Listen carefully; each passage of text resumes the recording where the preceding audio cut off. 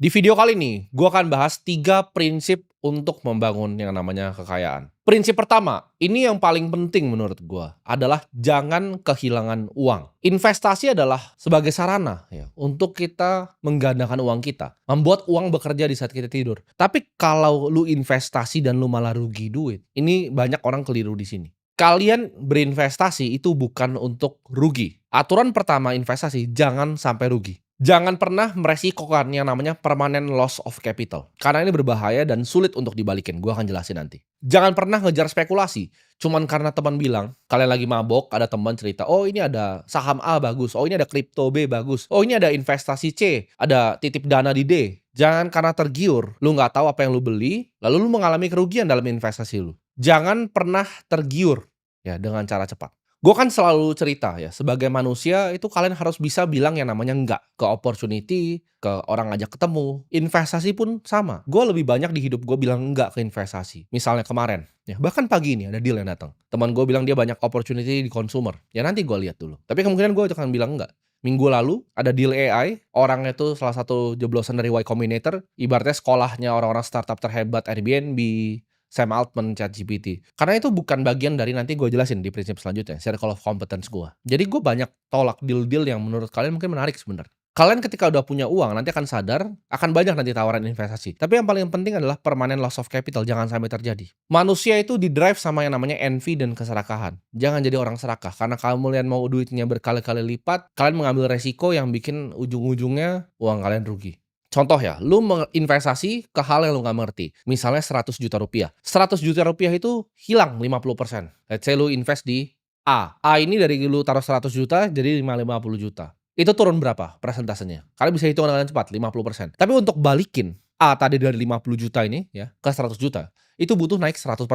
Ini matematika yang banyak orang nggak paham. Turun tuh 50%, naik tuh harus 100%. Sekarang gue pengen kasih kalian tebak-tebakan sedikit. Kalian tahu nggak kalau turunnya 60%? Ya, misalnya jadi 40 juta. Itu harus naik berapa untuk balik lagi? Seperti modal semula. Jawabannya harus naik 150%.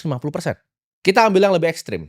100 juta tadi taruh di C. Turunnya 80%, jadi sisa 20 juta. Itu perlu naik 400%, teman-teman. 400% untuk balik ke modal awal. Ini yang bikin banyak orang meledak. Jadi aturan pertama dari investasi, jangan pernah rugi. Ada, gue membuat kesalahan dalam 10 tahun gue berinvestasi, banyak kesalahan yang gue lakukan. Tapi tidak ada kesalahan signifikan yang membuat gue permanent loss of capital. Gue kalau gue gatel, gue mau main sesuatu yang spekulasi, gue udah ada dana spekulasinya. Misalnya 1-2% dari portofolio ini gue pakai untuk memang berspekulasi, berjudi di market. Opportunity yang aneh-aneh gue coba gue ambil. Options derivatif yang unik-unik gue ambil. Tapi itu tidak pernah akan meresikokan permanent loss of capital di portofolio gue. Tidak akan pernah gue resikokan. Nah ini adalah prinsip pertamanya dari Warren Buffett. Never lose money. Prinsip nomor 2, jangan ulangin nomor 1. Nah, untuk kita belajar gimana cara nggak kehilangan uang, ini penting banget nih untuk kita semua ya, teman-teman di sini tahu prinsip nomor 2. Hanya berinvestasi di apa yang lu ngerti. Mental modal paling sederhana dalam investasi itu kita sebutnya circle of competence kalau anak-anak investor. Ketika lu main baseball, itu lu nggak harus selalu nge-swing gitu di semua pukulan yang dilempar, ke every pitch yang dilempar ke lu. Tapi jawabannya, ini ada zona nyaman lu nih. Zona nyaman lu ketika lu dapat di garisnya lu tembak. Lu pukul. Ya. Jangan bohongin diri sendiri, lu ngerti apa yang lu nggak ngerti. Contohnya seperti gue minggu lalu ditawarin, oke ini ada startup AI begini, series B lu mau masuk nggak? Barang ini, venture capital ada A, ada Andreessen Horowitz segala macam. Jawabannya gue jujur gue nggak mengerti. Ya, gue pengguna AI, tapi kalau gue disuruh bikin language model, gue nggak ngerti. Mulainya dari mana pun gue nggak tahu. Adalah gue belajar sedikit-sedikit dari course Nvidia, tapi gue nggak ngerti jawabannya. Gue bukan expert di machine learning, gue bukan expert di artificial intelligence. Saya tidak mengerti, jadi gue nggak ikut investasi karena gue nggak paham cara bikin agentic AI itu seperti apa. Itu bukan circle of competence gue. Uang sekolah ya, uang yang tadi permanent loss of capital yang gue lakukan untuk hal-hal seperti ini sudah banyak sekali di hidup gue. Tiap kali gue investasi di apa yang gue tidak mengerti, 100% uang gue pasti kena bakar. Bro, ini ada startup ini pasti kebakar uang gue. Ini ada deal private equity begini, gue nggak ngerti, gue coba masuk, uang gue kebakar. Udah berkali-kali ini terjadi sama gue. Kalian harus paham ya. Investasi itu mirip seperti seorang pilot. Kalau lu mengoverestimasi kemampuan lu sendiri, itu ujung-ujungnya celaka. Lu terlalu ugal gitu, celaka. Perlu yang namanya kebijaksanaan untuk tahu apa yang kita bisa mengerti dan apa yang kita tidak bisa mengerti. Gue tuh lebih banyak bilang, oke, gue gak mengerti. Karena itu adalah format dari humility manusia. Ketika lu bilang, oke, saya gak mengerti. Gitu. Gak ada yang salah gitu. Dengan ditawarin AI itu saya gak mengerti. Entar mungkin ditawarin quantum computing mungkin gue jawab, "Gue nggak mengerti, itu bukan industri yang gue ngerti." Tapi lu kalau tanya gue investasi di energi terbarukan, di solar, gue mungkin mengerti. Lu tawarin gue berinvestasi di bank, gue mungkin mengerti cara kerjanya bagaimana. Tier 1 capital, Tier 2 capital tuh apa, gue paham banget gitu. Cara ngitung cepat net interest margin dari bank, gue bisa analisa dari A sampai Z, karena gue cover bank udah lama.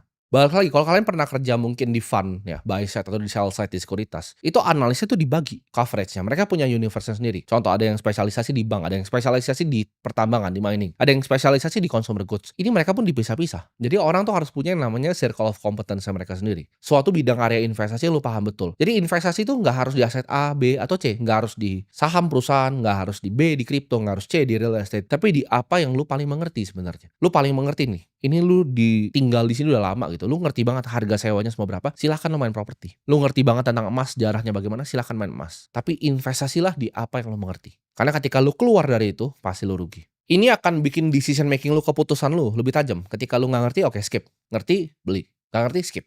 Jadi pilih satu circle of competence dan jadi kelas dunia di bidang itu. Prinsip terakhir ya adalah untuk berpikir secara jangka panjang, pikir secara long term karena compounding adalah keajaiban dunia ke-8. Buffett itu hit $1 billion di umur 56 tahun. 16 triliun pertama dia itu di umur dia 56 tahun. Butuh waktu puluhan tahun untuk compounding uang dia.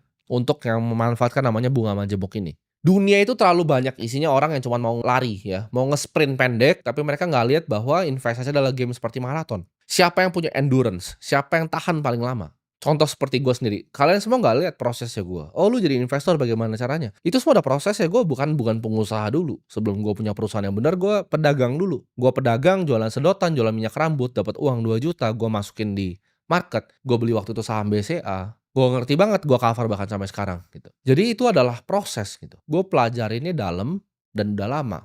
Tidak ada yang instan.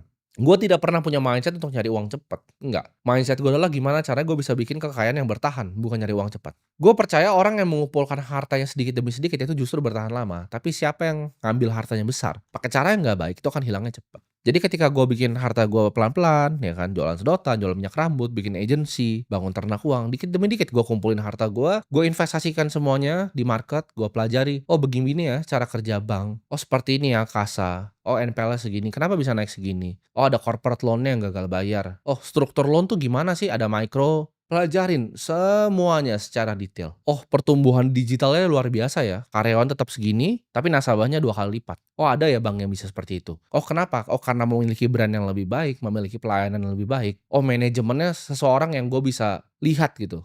Keren manajemennya. Itu semua yang gue pelajari dari gue masih kecil. Jadi nggak ada semata-mata lu lihat, oh dia jadi kaya tiba-tiba, nggak ada. Ini prosesnya dekade. Gue nggak ngomong 1-2 tahun, tapi dekade. Bunga majemuk ini akan berbunganya dekade. Kekayaan itu nggak dibikin sama orang yang jenius menurut gua. Kekayaan tuh dibikin sama orang yang disiplin, sabar, nikmatin prosesnya. Beli apa yang lu ngerti, ya tahan selama mungkin. Karena gue lihat dari banyak hedge fund, seperti bahkannya paling besar lah kita ngomong, konglomerasi paling besar, Berkshire Hathaway. Even grupnya Salim punya First Pacific, mereka itu ketika berinvestasi di suatu aset, mereka tahannya sangat-sangat panjang. Kalau kita lihat hedge fund yang luar biasa besar growth-nya seperti TCI, mereka itu portofolio turnover-nya 8 tahun ya. Ganti perusahaan tuh 8 tahun sekali. Lu harus punya mindset berinvestasi itu di perusahaan yang berkualitas. Jangan lu rusak compoundingnya karena lu pengen beli barang, pengen pamer, pengen ini, enggak. Tahan 10-20 tahun, belilah investasi yang lu paham betul. Terserah lu mau beli properti komersil kalau paham betul. Lu mau beli misalnya perusahaan yang terbuka atau tertutup di private equity. Atau yang bahkan perusahaan yang belum ngasilin revenue di venture capital. Atau lu mau berinvestasi di teknologi terbaru seperti kripto, seperti AI. Kalau lu mengerti betul, silahkan. Tapi stick to circle of competence lu. Jadi yang pertama gue ulangi lagi, jangan sampai rugi. Kedua, beli apa yang lu ngerti. 3, punya mindset jangka panjang. Karena investasi adalah maraton bukanlah sebuah sprint.